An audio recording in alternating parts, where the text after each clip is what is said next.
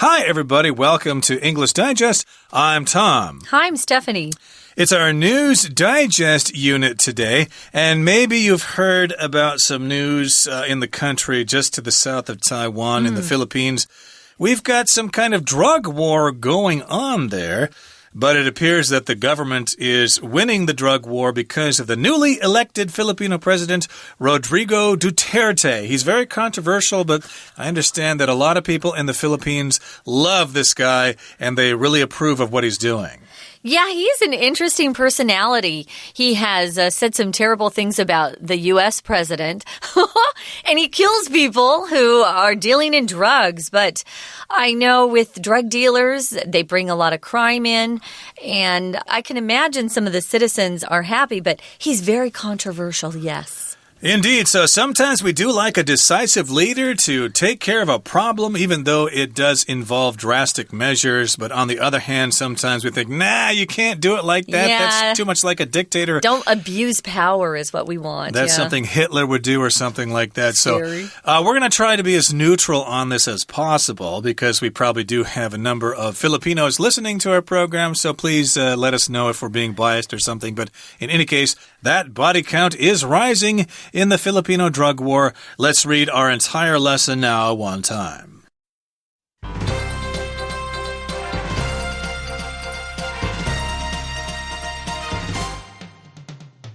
Recently elected Filipino President Rodrigo Duterte pledged to end drug crime before taking office. Just a couple of months into his presidency, over 1,900 people had been killed as a result, with some of those killings committed by vigilantes approved by Duterte. The Philippines has an urgent problem with shabu, or crystal meth. Millions of Filipinos are addicted to it, which has led to it becoming the source of a large amount of crime. It's also linked to numerous cases of corruption in the government, as many senior officials, police officers, and judges are involved in the shabu trade. Duterte's presidential campaign was based on a promise to crack down on this kind of criminal activity. As proof that he could get the job done, Duterte mentioned his term as mayor of Davao City, which he had turned into one of the safest cities in the world through the suppression of drugs. In the end, he won the election by a landslide. Duterte has certainly followed through on his promise. Apart from the people killed, over 10,000 drug dealers have been arrested. More than 700,000 addicts have turned themselves in, and national crime rates have fallen by 50%. However, Duterte's war on drugs has provoked considerable controversy. The United Nations, UN, has called the directive a violation of human rights. It says that Duterte's order for the police and private citizens to kill drug dealers amounts to incitement to violence and killing, which is a crime under international law. Some Filipinos also worry that innocent people may die on account of false charges. Despite the dissent, Duterte has a high approval rating in the Philippines. So far, Duterte has brushed aside all criticism and threatened to leave the UN, determined to rid the Philippines of relentless drug abuse. Okay, let's talk about the title of our article first. We're talking about the body count, which means how many bodies there are. This term is actually used in wars to talk about how many enemy have been killed. Yeah. During the Vietnam War, of course, the Americans were always relying on the body count. What's the body count, Captain? Well, we count 27 military Viet Cong dead or something like that. That's the body count. But here, the number of dead rises in the Filipino drug war. Filipino can also be spelled this way with an F, F-I-L-I-P-I-N-O. Sometimes you see it P-H-I-L-L-I-P-P-I-N-E-S, Philippines, but this is also a common spelling, especially in the adjective form, Filipino. And recently elected Filipino President Rodrigo Duterte pledged to end drug crime. Okay, so he's been recently elected. He is the president of the Philippines, and his name is Rodrigo Duterte. Or it says that he pledged to end drug crime. Pledge to just means to promise to do something. That was his campaign promise, and I guess he's trying to carry through on his promise. He's fulfilling his promise. So just a couple of months into his presidency, over 1,900 people had been killed as a result. Remember, when I read the article, I actually used what we most commonly do with numbers. We say 1,900. It's faster for us. That's how we say it. I know in Taiwan, most people continue to break it apart and say 1,900, but you need to learn the other way to say it as well, because that's typically what you'll hear, especially if you go abroad. Now, if you talk about someone's presidency, it's the period of time when they were acting as president. So, for example, someone's presidency in Taiwan would be a period of 4 years, or in America, it's the same thing, 4 years if they're elected to one term. So, just a couple of months as the acting president, already 1,900 people have been killed as a result of his pledge to end drug crime, with some of those killings committed by vigilantes approved by Duterte. You don't often hear about vigilantes killing people and it being okay by the president. A vigilante is somebody in society who is undertaking law enforcement. They're taking the law into their own hands. We often use that phrase. They see someone who has done something wrong, and rather than waiting for the police to arrest them and go to court and be convicted, they just take a gun and they go kill them themselves. Exactly. They're sick of waiting for the government to carry out justice. They know the people are guilty. Let's get them anyway.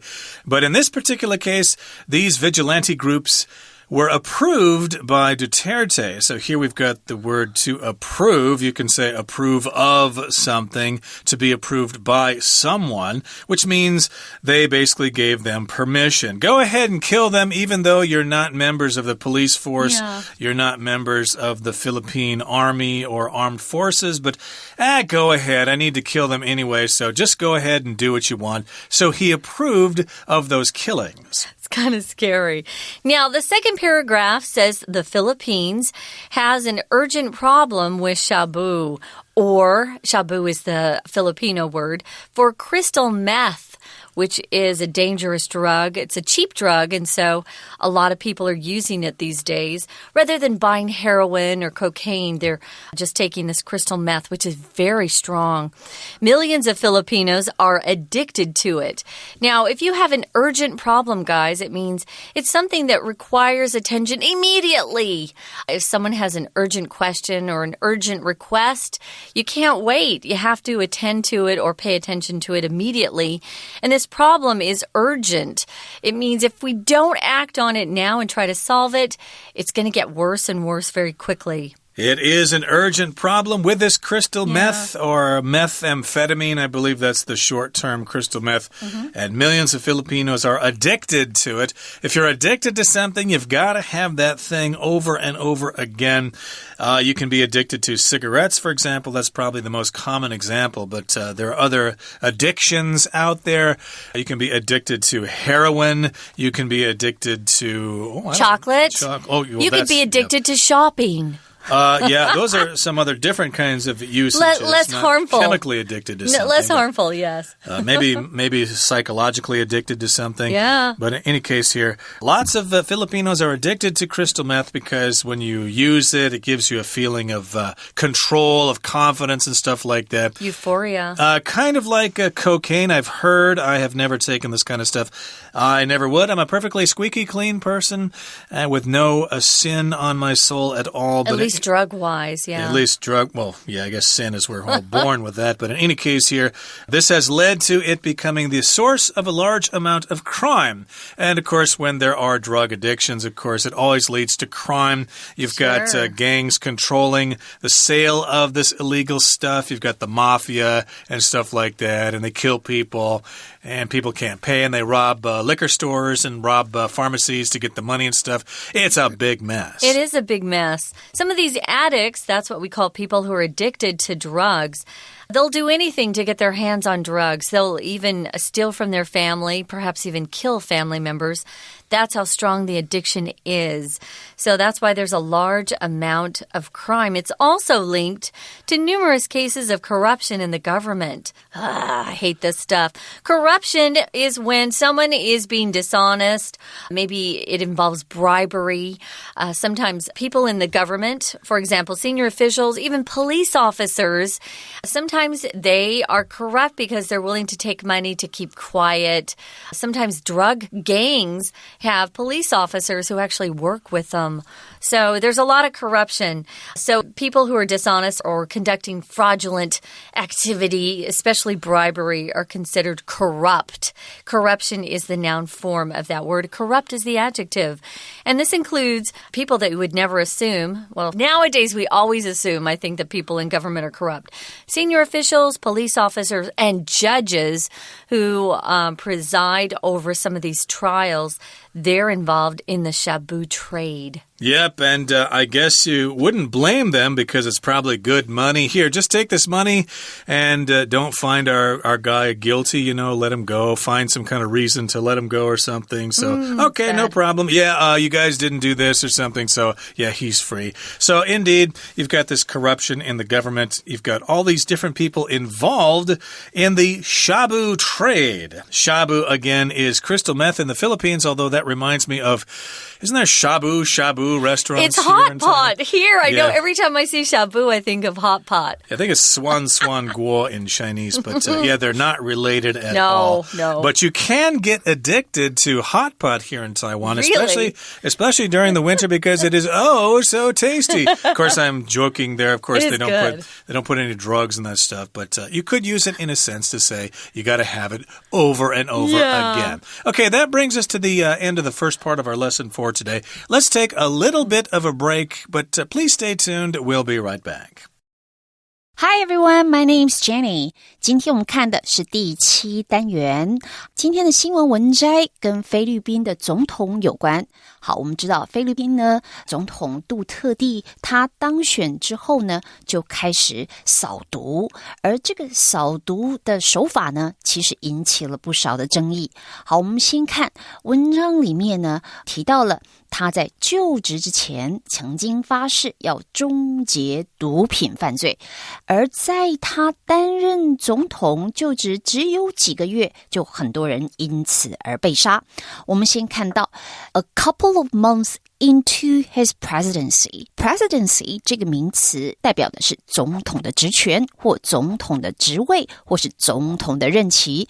那 president 是总统， presidential 是形容词，总统的。这三个字呢，在这一篇文章里面都有看到。那这个地方他说是只有当几个月，介系词 into 就任总统职权才几个月，表示说他的决心可见一斑。那提到了这个情况，为什么有这么多人被杀？其实有一些呢是总统他自己批准的私刑队所为。好，我们看到这个句构上有一点比较特别，提到这个结果他用到了 had been killed， 这是一个过去完成式。那为什么用过去完成式？我们晓得时间上如果有两个对照点，在过去开始的某一个时间到另外一个过去的时间之间所发生的事，这个对照上在这个时间会用过去完成，表示当时已经发生。那这里用 had been killed 这个过去完成式，当然是相对于他当选之后到他当选完1-2个月之内所发生的事情。好，所以这个时态要特别的注意。那还有另外一个重点在后面这个地方的 with， 其实这个介系词它后面加一个受词，然后受词后面再加一个补语，就有表达出说是怎么样的状况，什么样的情形。那注意到在 with 后面的 some of those killings 这个受词后头来一个 committed， 这个 committed 它是过去分词，这也就是我们刚刚说的 with 加受词，受词后面加补语，补充说明是被谁所犯的，是他的私刑队所为的。好喽，我们再来往下看下一段。为什么会这么做？是因为菲律宾它有毒品的问题，这个毒它叫冰毒，好多的菲律宾人都因此上瘾，而且这个毒呢，最后造成它成为很多大量犯罪的根源。再来往下读，下面当然我们提到菲律宾的状况，毒品的影响之大，不但是人民犯罪，连官员都犯罪，所以这也就是杜特地总统他现在为什么要这么做。 We're going to take a quick break. Stay tuned. We'll be right back.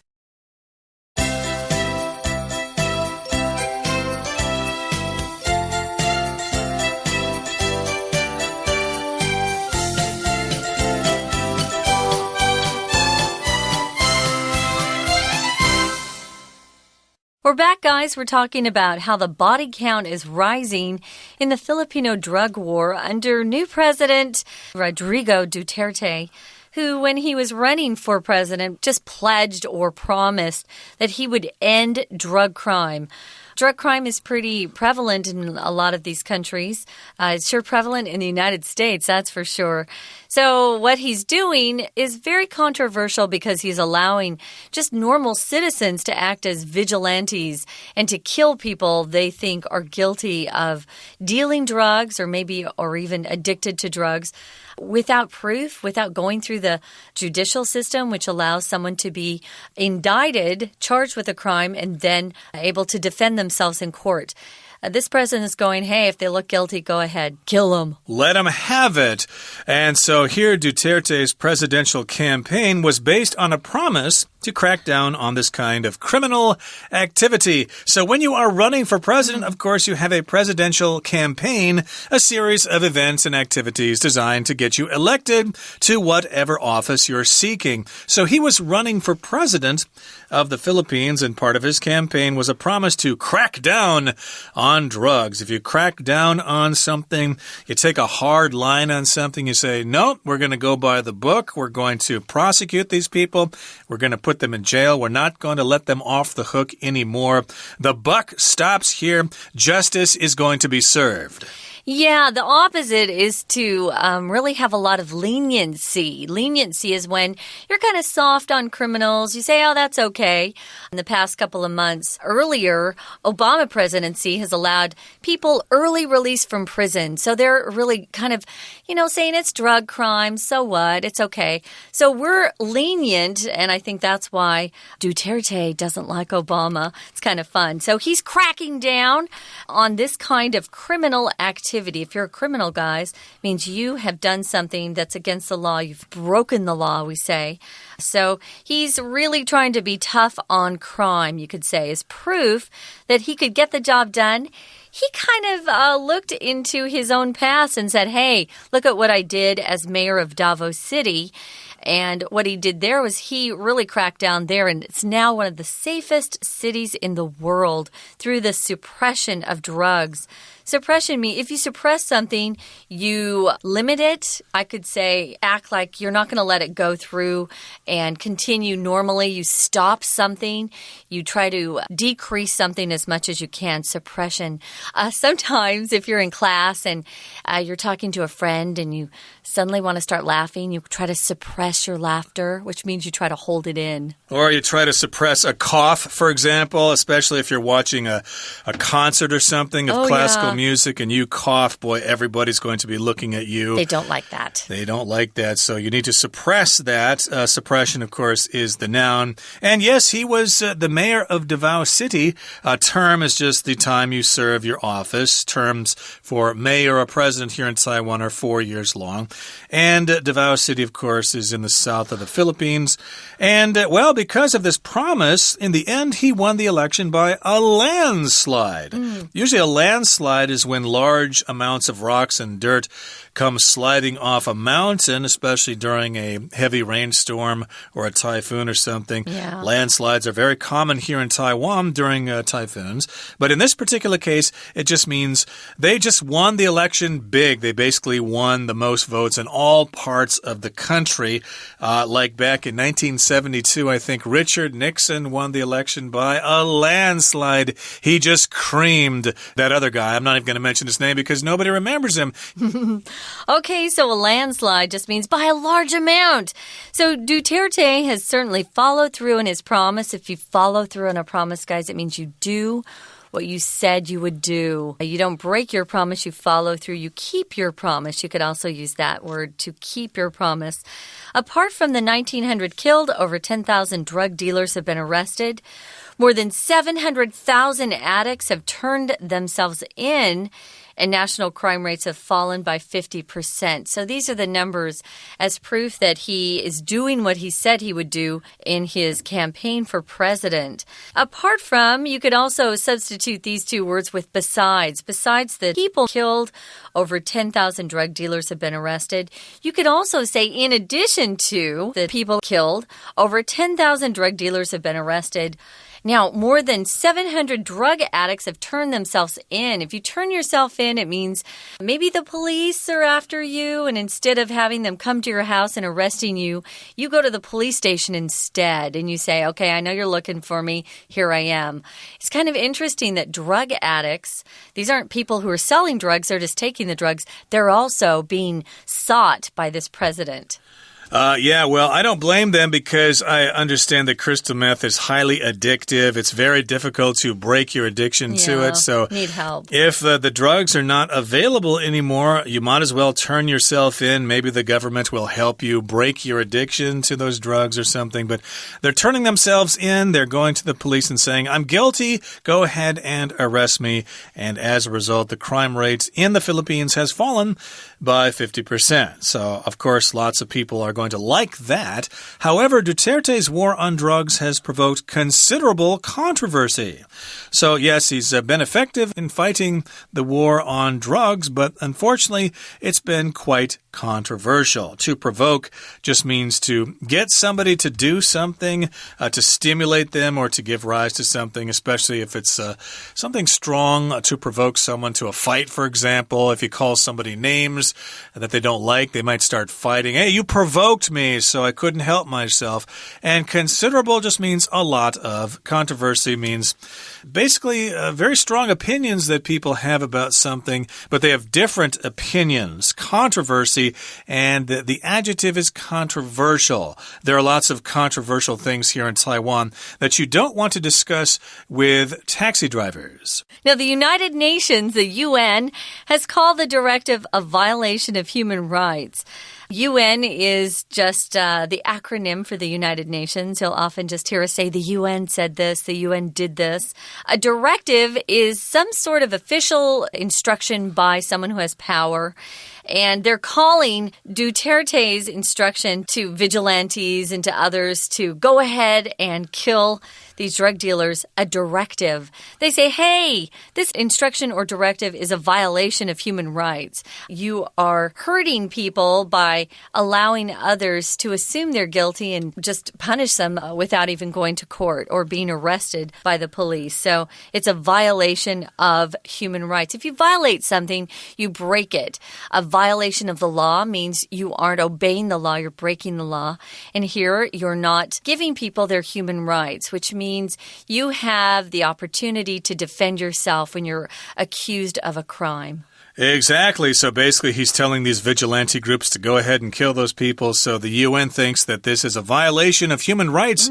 People deserve due process. You should do things legally through the police and the courts and stuff like that. And it says, the UN says that Duterte's order for the police and private citizens to kill drug dealers amounts to incitement to violence and killing, which is a crime under international law. So here we've got what is amounting to incitement. Amount to just basically means it equals incitement, and incitement just means when you get someone to do something, usually if it's bad. Yeah, you encourage them, you stir them up to do something that's wrong. It's similar to provoke, guys, to provoke, to incite. So some Filipinos also worry that innocent people may die on account of or because of false charges, where people are accused of doing a crime or being a criminal, and they're not. They're innocent. If you had an enemy, he could accuse you, and maybe you could be murdered by these vigilantes. So on account of just means because of or due to this reason. Despite the dissent, if you're dissenting, it means you're disagreeing with somebody. You're not consenting, you're dissenting, you're disagreeing. He still has a very high approval rating in the Philippines. And so far, he's managed to brush aside all criticism. If you brush aside something, you ignore it. You don't even pay attention to it. He's just ignoring the criticism.